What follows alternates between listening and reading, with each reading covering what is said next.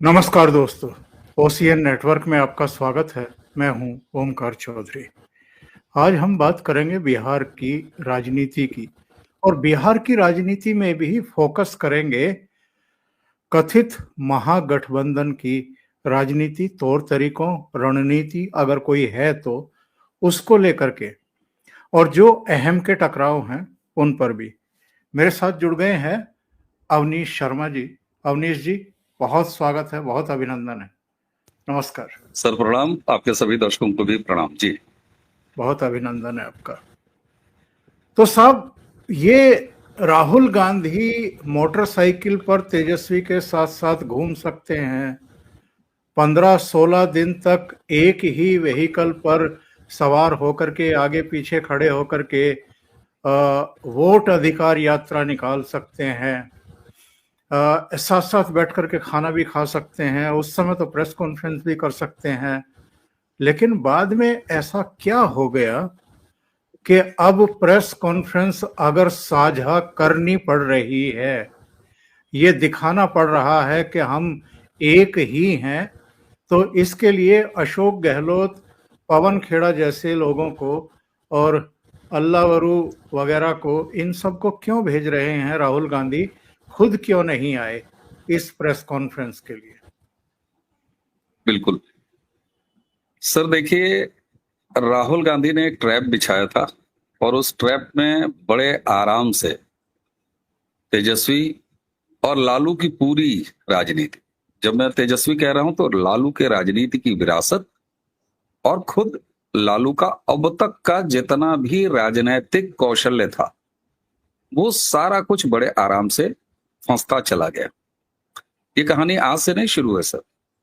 राहुल और सोनिया गांधी ने या सोनिया कांग्रेस ने ये ट्रैप 2004 से 2009 के दौरान, जब रेल मंत्री बना के रखा था अपनी सरकार में, उस समय से बिछाया सर। क्योंकि ये निश्चित तौर पर सिद्ध है कि राहुल गांधी के सामने कम से कम लालू प्रसाद यादव या सोनिया गांधी के सामने भी लालू प्रसाद यादव उस स्तर के मजे हुए राजनीतिक व्यक्ति हैं जिन्होंने हर तरह के उतार चढ़ाव देखे हैं, हर तरह के खाने खोमचे देखे हैं, हर तरह की अवसरवादिता देखी है, चाहे वो पैसा कमाने में, भ्रष्टाचार करने में हो। मैं अगले 1 मिनट में केवल कुछ पॉइंट्स रख दूंगा कि ये कहानी कितनी पुरानी है, 2004 से 2009 में क्यों कह रहा हूं सर। ये वही समय है जब सबको याद होगा मनमोहन सिंह सरकार, जो कि खड़ाऊ शासन चलाते थे सोनिया की, और उस समय राहुल गांधी की हैसियत केवल मालिक या मालिकान के बेटे और एक कांग्रेसी सांसद के अलावा, इसके अलावा कुछ नहीं थी। लेकिन सेठ का बेटा भी सेठ होता है, सेठ की औलाद भी सेठ होती है कामगारों के लिए। हम सबको याद है ना सर कि कैबिनेट ने मनमोहन के एक ड्राफ्ट अप्रूव किया था और उस ड्राफ्ट की कॉपी को राहुल गांधी ने बकवास कहते हुए फाड़ को फेंक दिया था। ये सबको याद होना चाहिए। वो कौन सा बिल था सर? वो यही बिल था जब चारा घोटाले के 5 मामलों में सजाएं तय हो रही थी और अब ये तय था कि लालू प्रसाद यादव को सजाएं हो जाएंगी। इससे पहले लालू प्रसाद यादव ने बड़ी स्मार्टली, जब वो जेल गए तो राबड़ी को चीफ मिनिस्टर बना के चले गए। सोनिया और राहुल की कांग्रेस ये देख रही थी ये आदमी कितना शातिर, कितना चालाक है कि इसने अपनी एक अनपढ़ बीबी को भी बिहार की गद्दी सौंप दी और बिहार अभिशप्त रहा उसको स्वीकार करने के लिए राबड़ी काल में। तो मनमोहन सिंह सरकार ने लालू प्रसाद यादव को एक सेफ पैसेज देने के लिए वो बिल ले आए थे जिसमें रिलैक्सेशन था, लेकिन राहुल ने उसको फाड़ा। फाड़ने के बाद वो बिल रिवाइज हुआ और अंततः उसी बिल के प्रावधान के तहत लालू प्रसाद यादव की चुनावी राजनीति समाप्त हो गई। वो न सिर्फ कन्विक्ट हुए बल्कि समाप्त हो गई।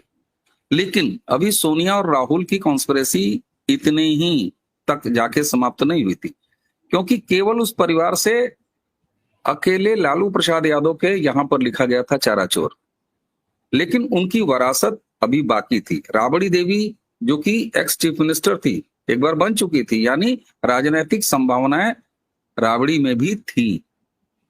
उस समय तेजस्वी छोटे थे, तेजस्वी से ज्यादा सक्रिय अगर सबको याद हो तो मीसा भारती थी, जो सबसे बड़ी लड़की। उसके बाद आता है लैंड्स फॉर जॉब घोटाला। प्रधानमंत्री मनमोहन सिंह उस समय कहा करते थे कि साहब ये रेनकोट पहन के बाथरूम में नहाने वाले मनमोहन सिंह।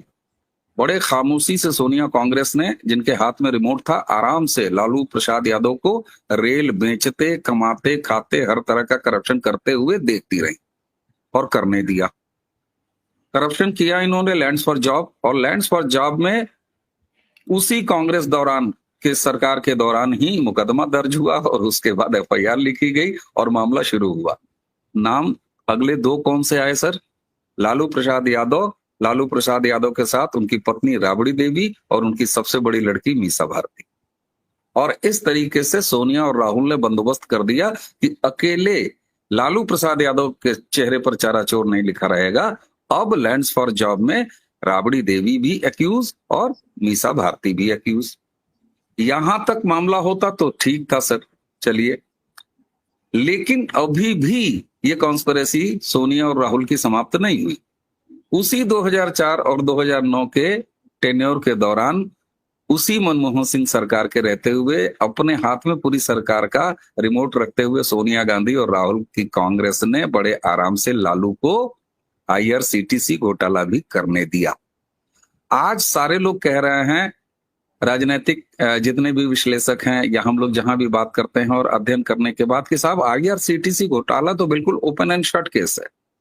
सर, ये open and shut case corruption का करने दिया गया, कारण ये क्योंकि लालू, राबड़ी और मीसा तो फंस चुके थे, लेकिन अभी राजनीतिक विरासत वाला तेजस्वी बाकी था।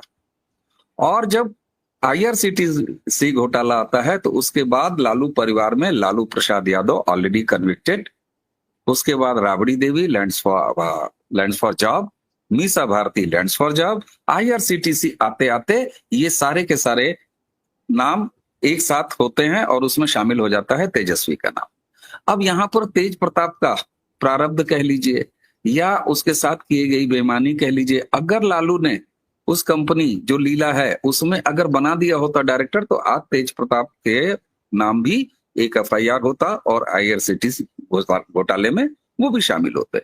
मुझे अब कोई ये बता दे कि क्या ये पूरी तरह से सोनिया और राहुल की कॉन्स्पिरेसी नहीं है? अब कुछ सवाल उठेंगे कि साहब आप कॉन्स्पिरेसी कह रहे हैं, आप कह रहे हैं राहुल ने ट्रैप बिछाया, तो दो सवालों का जवाब बिल्कुल दिया जाना चाहिए, वरना दर्शकों के साथ बेईमानी होगी सर। पहला सवाल ये कि फिर राहुल गांधी और सोनिया की राजनीति लालू के साथ कैसे चल रही है इन तमाम दिनों में? पहला सवाल ये, इसका उत्तर आना चाहिए। दूसरा, राहुल या सोनिया ऐसा क्यों करना चाहते हैं? वो लालू प्रसाद यादव, उनके खानदान की, उनके परिवार की, उनके विरासत की राजनीति को बर्बाद क्यों करना चाहते हैं? ये दो प्रश्न हैं, मैं बारी बारी से इसका उत्तर देता हूं। पहला प्रश्न कि ये राजनीतिक समीकरण एक साथ करना क्या है?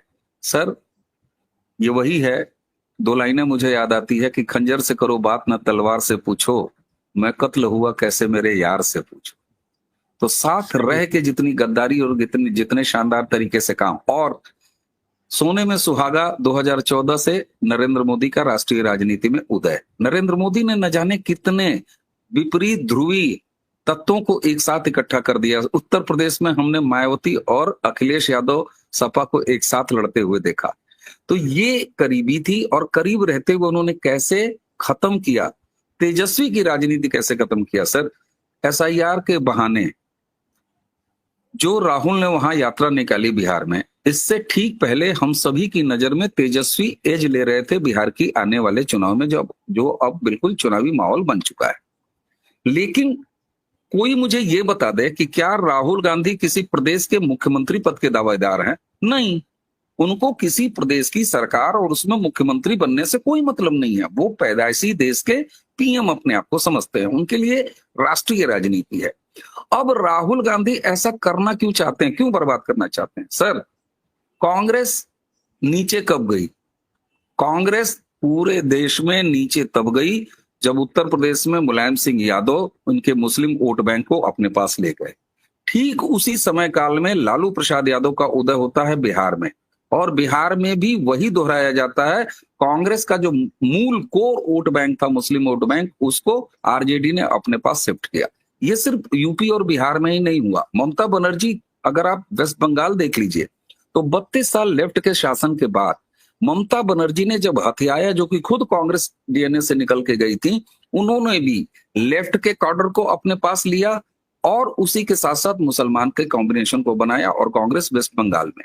शरद पवार जब कांग्रेस से अलग हुए महाराष्ट्र की राजनीति में, जिनको कि महाराष्ट्र की राजनीति का चाणक्य कहा जाता है, उन्होंने भी जब मुसलमानों को कांग्रेस से दूर किया तो महाराष्ट्र में भी कांग्रेस की राजनीति धीरे धीरे अवनति होती गई। यानी ये प्रूव होता है कि जहां जहां क्षेत्रीय छत्र और क्षेत्रीय दलों ने कांग्रेस के कोर वोट बैंक मुसलमानों को इनसे दूर किया, कांग्रेस नीचे आती गई।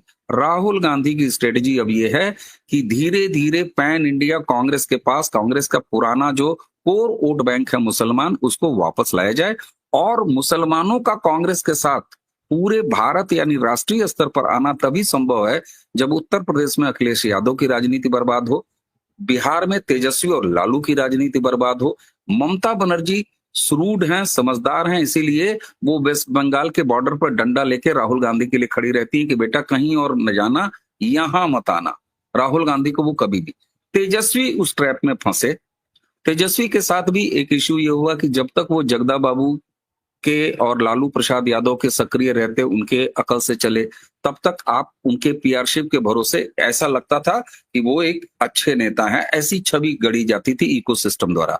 जगदा बाबू से वो दूर हुए, हरियाणा से एक आयातित व्यक्ति आया और जब तेजस्वी अपने अकल पर चलते रहे तो एसआईआर, जो कि विशुद्ध रूप से बिहार का कतई मुद्दा नहीं था, केवल राहुल गांधी का मुद्दा था, जो कि उनके फॉरेन इकोसिस्टम से आया था, जो पैन इंडिया वो लेके बहस करना चाहते थे, उसकी गाड़ी आगे दौड़ाई राहुल ने और स्टेपनी बना लिया तेजस्वी को। ये ट्रैप में वर्तमान गठबंधन में, और यही वजह है सर, एक चीज और, ओवैसी चाहते थे महागठबंधन में शामिल होना। आज ओवैसी ने 2 दर्जन से ज्यादा उम्मीदवार उतारे हैं, उसमें हिंदू उम्मीदवार भी हैं, जो सीमांचल है उसमें तो उतारा ही है। लेकिन इन्हीं राहुल गांधी ने ये इंश्योर किया कि किसी भी तरीके से ओवैसी गठबंधन में शामिल नहीं हो, क्योंकि मुसलमान वोट निशाना है राहुल गांधी का, उसके लिए आरजेडी को बर्बाद होना है। महागठबंधन में अभी तक आप देख लीजिए, हम लोग जब ये वीडियो रिकॉर्ड कर रहे हैं, आपने थोड़ा सा शिफ्ट किया कि प्रेस कॉन्फ्रेंस हो जाने दो। मेरे सूत्र ये कहते हैं कल शाम से प्रेस कॉन्फ्रेंस अभी शुरू जरूर हुई है, लेकिन सिर्फ तेजस्वी का फोटो है, ये अलग चीज है। अब कहीं आके तेजस्वी को ऐसा लग रहा है, लेकिन अब खेल बिगड़ चुका है। राहुल गांधी सफल हो चुके हैं, उन्होंने तेजस्वी की संभावना को बिहार में समाप्त करने में सफलता पा ली है। इतिहास गवाह है सर कि कभी कांग्रेस के इतिहास में सीडब्ल्यूसी की मीटिंग बिहार के किसी शहर में नहीं हुई थी। राहुल गांधी की कांग्रेस ने सीडब्ल्यूसी की मीटिंग पटना में भी करा लिया। अभी आप देखिए अंतर विरोध क्या चल रहा है, एक तरफ प्रेस कॉन्फ्रेंस कर रहे हैं, तेजस्वी की अकेले फोटो है, राहुल गांधी नदारत हैं। जो राहुल गांधी ने सबसे पहले बारात निकाली एसआईआर में, वो राहुल गांधी अब जब मौसम आया है तब गायब हैं। तेजस्वी गए थे दिल्ली, वहां मिले नहीं। जो अल्लावरू हैं उनके खिलाफ इस समय कांग्रेस, जिस समय हम बात कर रहे हैं, जिस समय ये प्रेस कॉन्फ्रेंस चल रही है, उस समय अल्लावरू के खिलाफ वहां पर हड़ताल चल रही है, धरना चल रहा है, जो उन्होंने करोड़ों लेके टिकट बेचे हैं। तो राहुल गांधी पूरी तरीके से गठबंधन की राजनीति को ध्वस्त करना चाहते हैं। असली निशाना उनका ये है, उनको बिहार चुनाव से कोई मतलब नहीं है। कल को 27 का चुनाव आएगा उत्तर प्रदेश में, सेम बिहार वाली हरकत आप राहुल गांधी और उनके कांग्रेस की उत्तर प्रदेश में देख रहे होंगे, जहां वो अखिलेश के साथ हो सकता है रहें, लेकिन उसकी आड़ में भी वो अखिलेश की राजनीति को समाप्त करेंगे। क्यों? क्योंकि कांग्रेस को, राहुल गांधी की स्ट्रेटजी ये है कि वो नेशनल स्तर पर कांग्रेस को रिवाइव तभी कर सकते हैं जब उनका कोर मुसलमान वोट बैंक उनके पास वापस आए। अखिलेश के रहते, सक्रिय रहते उत्तर प्रदेश में ये संभव नहीं है, तेजस्वी के आगे बढ़ते के रहते बिहार में ये संभव नहीं है। अगला निशाना उनका वेस्ट बंगाल में भी होगा, महाराष्ट्र में भी वो करेंगे। तो राहुल गांधी की स्ट्रेटजी बिल्कुल साफ है। बिहार चुनाव एक बहाना है, उन्होंने लेबोरेटरी बनाया है बिहार को राहुल गांधी ने अपने बृहद एजेंडा के लिए, क्योंकि उनके लिए किसी प्रदेश का चुनाव माने नहीं रखता। सर अगर माने रखता ना तो आज कांग्रेस 3 जगह विधानसभा में नहीं बसती, वो मेहनत कर रहे होते, उन्होंने हरियाणा में मेहनत किया होता, उन्होंने महाराष्ट्र में मेहनत किया होता, तो राहुल गांधी की असली एजेंडे में फंस चुके हैं तेजस्वी यादव, और अब गठबंधन का वही हाल है। अब क्या कहें सर, साथ में लड़ना है तो ड्रामे तो करने पड़ेंगे। जी बिल्कुल सही कह रहे हैं। ये बताइए साहब, ये जब सीटों का बंटवारा होना था, डिस्कशन होना था, समस्याओं के समाधान होने थे, रणनीति बनानी थी, तब ये पहले मलेशिया चले गए, इसके बाद लैटिन अमेरिका चले गए, वहां से लौटे तो सीधे चंडीगढ़ चले गए, दलित राजनीति करने लगे, वहां से फुर्सत पाकर के रायबरेली पहुंच गए वाल्मीकि राजनीति करने के लिए, और तब भी मन नहीं भरा तो फिर असम पहुंच गए, एक सिंगर की डेथ हुई थी संदिग्ध स्थितियों में, वहां पहुंच गए। और जब ये सब कर रहे थे राहुल गांधी, तब पहले चरण के नामांकन का बस आखिरी दिन बचा हुआ था। सीटों का कोई तालमेल नहीं हुआ, कौन कितनी सीटों पर लड़ेगा, कौन कौन सी सीटों पर लड़ेगा, ये भी तय नहीं हुआ था। तो राहुल गांधी कितना सीरियस हैं इस गठबंधन को लेकर के, या कांग्रेस की संभावनाओं को लेकर के, या जो सामने सत्तारूढ़ दल है और उसके सर्वे सर्वा जिनके हाथ में कमान थी बिहार की रणनीति बनाने की, समन्वय और संवाद स्थापित करने की, समस्याओं को खत्म करने की, अमित शाह, उनसे कितना सीखते हैं ये लोग? सर, अगर उनसे सीखते तो कम से कम देश एक ठीक ठाक चलता हुआ विपक्ष देख पाता। ये लोकतंत्र का दुर्भाग्य है। अगर ये केवल सत्ता पक्ष से ही सीख लेते कि कैसे पार्टी चलाई जाती है, कैसे एक एक सीट के लिए मेहनत की जाती है, कैसे खुद अमित शाह इसी बिहार में जो असंतुष्ट लोग हैं उनको मना रहे हैं, उनको मैनेज कर रहे हैं। इलेक्शन है सर, एक विधानसभा एक लोकसभा में बहुत सारे नेता होते हैं, सबकी चाह होती है सबको टिकट मिले, सब सांसद बने, सब विधायक बने। ग्राम प्रधान तक के लिए कंपटीशन होता है सर, पार्षद के लिए कंपटीशन होता है। ये राजनीति, और जिस पार्टी से जितने ज्यादा उम्मीदवार हों, अगर उसको राजनीतिक रूप से देखा जाए तो फिर ये तो मजबूती बताता है कि उनके पास साहब सांसद के कैंडिडेट कितने हैं, विकल्प कितने मौजूद हैं। जहां असंतुष्टों ने टिकट वो पर्चा भर दिया था, खुद अमित शाह ने 1 to 1 बात करके उन लोगों से पर्चे वापस कराए हैं। एक तरफ ये सक्रियता है, दूसरी तरफ आपने कोलंबिया की बात कही। इसीलिए मैं कह रहा हूं कि राहुल गांधी की लिस्ट में बिहार विधानसभा चुनाव और कांग्रेस का प्रदर्शन ये कहीं है ही नहीं, बिल्कुल नहीं है सर। कोई मुझे ये बता दे कि जो व्यक्ति अपने SIR जैसे फर्जी झुंझुने को बजाने के लिए लगातार पदयात्राएं करता रहा, मोटरसाइकिलों पर चलता रहा, यानी उसने अपने हिस्से का जो खाना था वो खा लिया। उन्हें SIR को इंटरनेशनली लेके जाना था। अभी फेज आएगा, लगभग 1 दर्जन के आसपास कांग्रेसी इकोसिस्टम के पत्रकार इस समय क्लासरूम ट्रेनिंग ले रहे हैं अमेरिका में।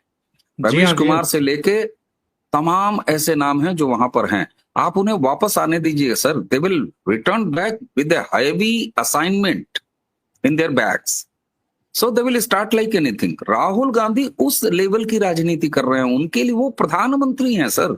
रोज रात को सोते समय वो शपथ लेते हैं, सपने देखते हैं, सुबह उठ के वो सपना टूट जरूर जाता है, क्योंकि सामने एक हिमालय जैसा व्यक्तित्व और एक पार्टी नरेंद्र मोदी की खड़ी है। तो राहुल गांधी के प्रायोरिटी में कहीं से बिहार चुनाव नहीं है। उन्होंने बिहार नाम के गन्ने को जितना चूसना था, जितना पेरना था, पेर के अपने मतलब का रस निकाल लिया है। हाँ, साथ में उन्होंने ये इंश्योर कर दिया है कि अगर इतने लंबे समय नीतीश कुमार के मुख्यमंत्री रहते हुए अगर कोई एंटी इनकम्बेंसी थी, जिसकी वजह से एक समय ऐसा था SIR के इस पूरे नाटक के पहले कि थोड़ा सा एज है, अगर एज नहीं है तो बहुत ज्यादा मैं अगर बीजेपी को फेवर कर दूं तो ये कह सकता हूं कि भाई थोड़ा नेक टू नेक फाइट दिखाई दे रही थी। लेकिन हकीकत यह है कि हम सबकी नजर में, और केवल हमारी नजर में ही नहीं बल्कि बिहार से आ रहे हमारे बिहारी सूत्रों और बिहारी भाइयों बंधुओं की फीडबैक के आधार पर भी एनडीए वहां पर नीचे थी सर, दबी हुई थी। तेजस्वी ऊपर चल रहे थे, उनका कार्ड ऊपर चल रहा था। केवल ये हो रहा था कि अगर पिछले चुनाव वाला इक्वेशन अगर दोहरा दें गठबंधन, महागठबंधन तेजस्वी, तो आज स्थिति हम लोग काफी बराबर की पाते या मामला वहां से आगे बढ़ गया होता। लेकिन राहुल गांधी ने इंश्योर किया कि पहले तेजस्वी का ग्राफ नीचे आए। इसलिए प्रधानमंत्री नरेंद्र मोदी को मां की गाली, अस्तरहीन बातें, ये सब कुछ कब हुआ? एसआईआर में हुआ।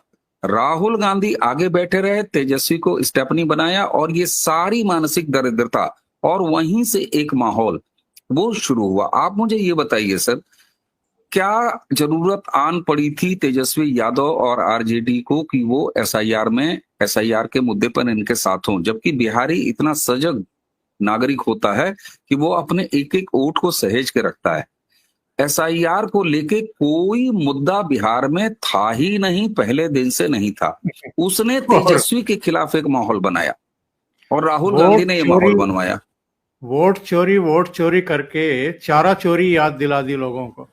चारा चोरी याद दिला दी और लालू प्रसाद यादव तेजस्वी की राजनीति चोरी कर ली बिल्कुल। राहुल गांधी ने, और अपने मतलब का सामान वो लेके बिहार से निकल चुके हैं। अब उन्हें least concern is regarding Bihar, उनका काम हो चुका है।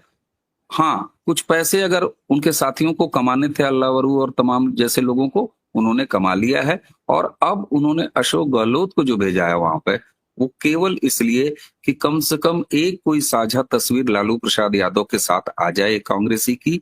इसको कहते हैं सर, आपको पता है, जब कोई कर्जदार होता है ना सर, और जब कर्जा उधार मांगने वाले जब दरवाजे पर चढ़ाते हैं ना सर, तो अक्सर आपने देखा होगा जो मेन मुखिया होता है वो दाएं बाएं या कहीं बाथरूम में सरक जाता है या इधर उधर निकल जाता है गाड़ी लेके। और घर पर कौन मिलता है? पत्नी मिलती है, बेटे, बच्चे, और वो कहते हैं नहीं साहब इधर उधर, या दादाजी मिल जाते हैं। तो गहलोत जी को वही दादाजी बनाया है घर का पिता कि भैया जाओ लालू के साथ एक फोटो खिंचवा लो ताकि कागज पर ये लगे। मुझे ये लगता है कि एक प्रश्न सबके मन में उठना चाहिए और इस पर बात जरूर होनी चाहिए। लालू प्रसाद यादव जैसे राजनीतिक आदमी को ऐसा क्या हो गया है? तो सर मुझे लगता है कि लालू प्रसाद यादव पूरी तरीके से स्वास्थ्य उनका खराब हो चुका है। आप देख रहे होंगे वो न बोलते हैं, ठीक है, वो टहलते हुए नजर आते हैं, कोर्ट में पेशी पे जाते हैं तो व्हील चेयर पे हो जाते हैं, फिर घर पे गाड़ी रुकती है तो कूदते फलांगते हुए पैदल चले जाते हैं। ये अलग इशू है, ये तो ड्रामा उनके राजनीति का पार्ट रहा है शुरू से, चाहे उनकी हेयर स्टाइल रही, चाहे गवई अंदाज रहा हो। लेकिन करोड़ों करोड़ों अरबों की भूख उनकी कभी समाप्त नहीं होती। ऐसे कौन से वो दिखाते थे कि दातुन करते, भूजा खाते, सतुआ खाते, लेकिन अरबों अरबों रुपए कमाने की फिर चाह सतुआ वाले को क्यों रही सर? तो ये उनका एक दोगला फेस है। जो मेरे पिताजी बड़े अच्छी बात कहते थे लालू की राजनीति के बारे में, वो कहते थे is a very smart person. ये हेयर स्टाइल इसने जानबूझ के बना रखी है।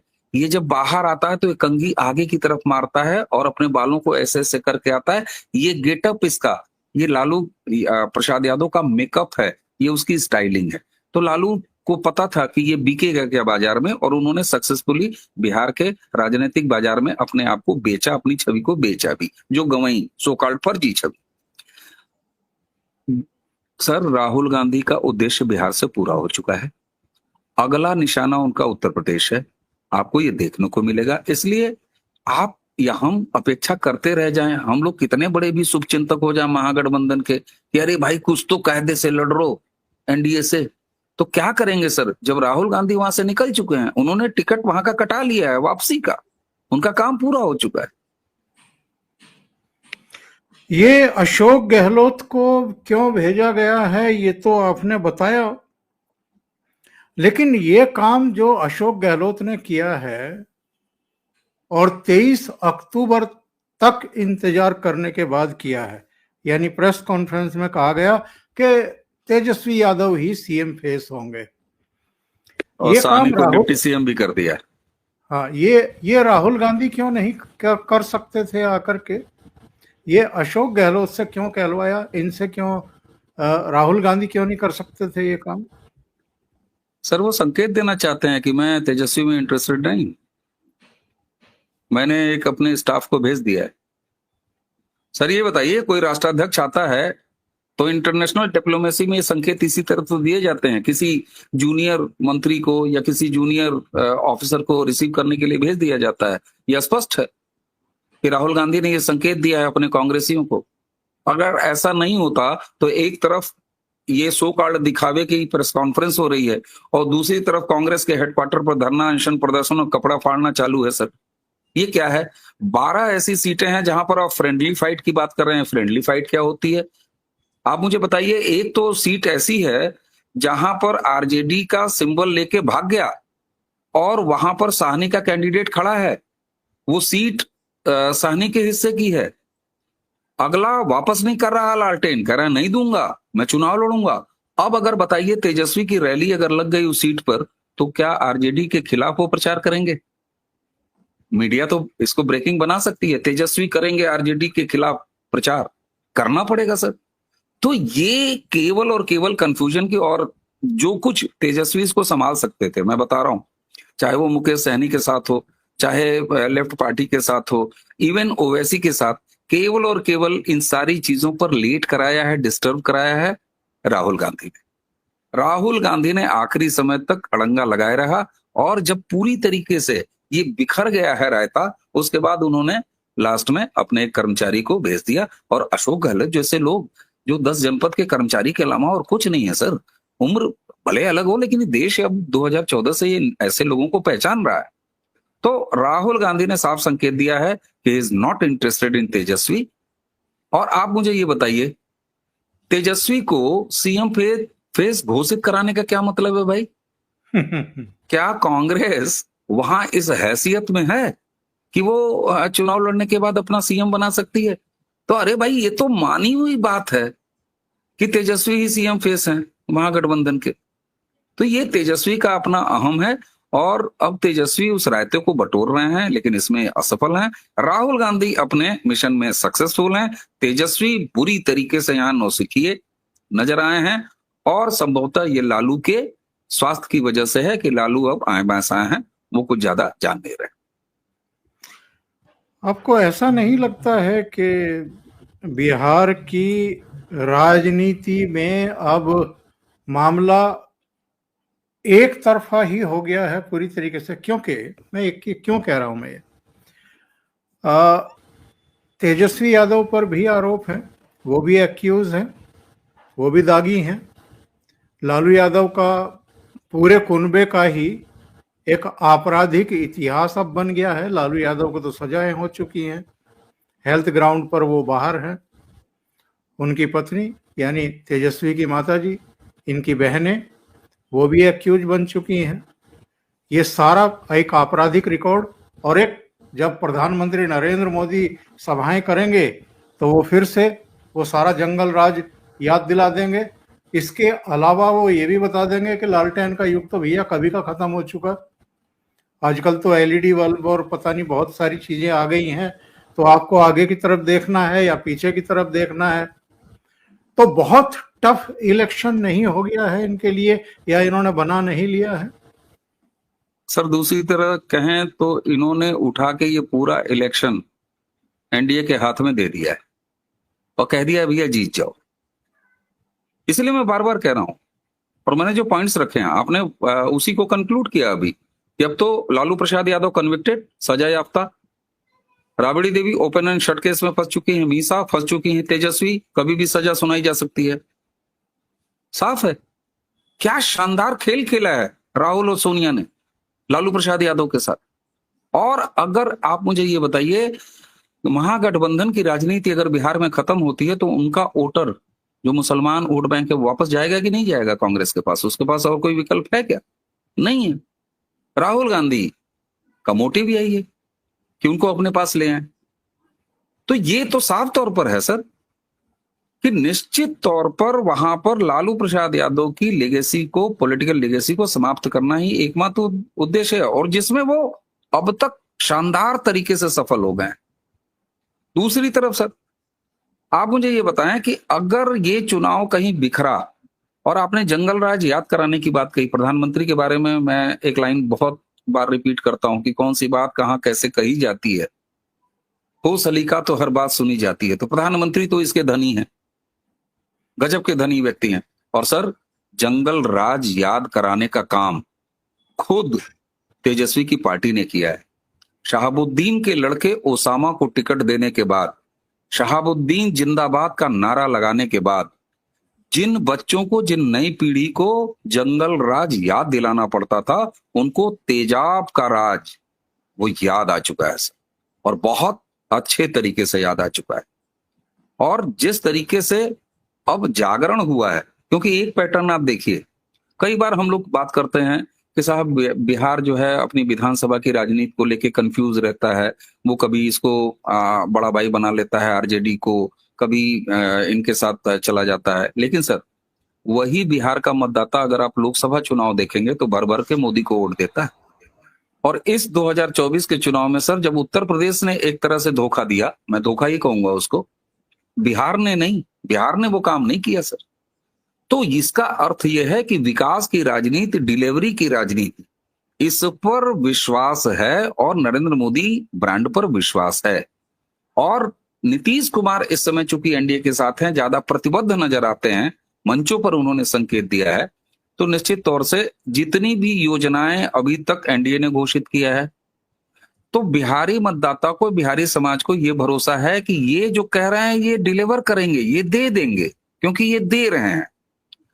इसके खिलाफ अगर तेजस्वी जो अमाट बमाट जो आए बाएं शाएं तरह की घोषणाएं कर रहे हैं कि 2.5 करोड़ परिवारों को नौकरी दे देंगे, अभी उन्होंने कहा कि जीविका दीदी को हम 30,000 रुपया दे देंगे, 2 साल तक इंटरेस्ट फ्री लोन दे देंगे, तो उनको पता है कि आदमी तब इस तरह की बकवासें किया करता है जब वो जानता है कि हमारे आने की शून्य संभावना है। याद कीजिए, राहुल गांधी ने तो, उनकी पार्टी ने तो ये एक गारंटी कार्ड दिया था ना, जिसको लेके मुस्लिम महिलाएं कांग्रेस के ऑफिसों में पहुंच गई थी 2024 के लोकसभा चुनाव के बाद।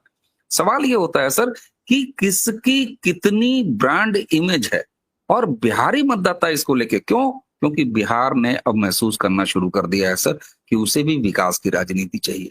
और इस बार मैं आपको विश्वास दिलाता हूं, और ऐसा नहीं है कि मैं ओवर कॉन्फिडेंट होके बोल रहा हूं, लेकिन जाति बंधन टूटेंगे और खुद आरजेडी के वोट बैंक में भी एक बड़ी सेंध लगेगी और वो सीधे सीधे एनडीए की तरफ जाएगी।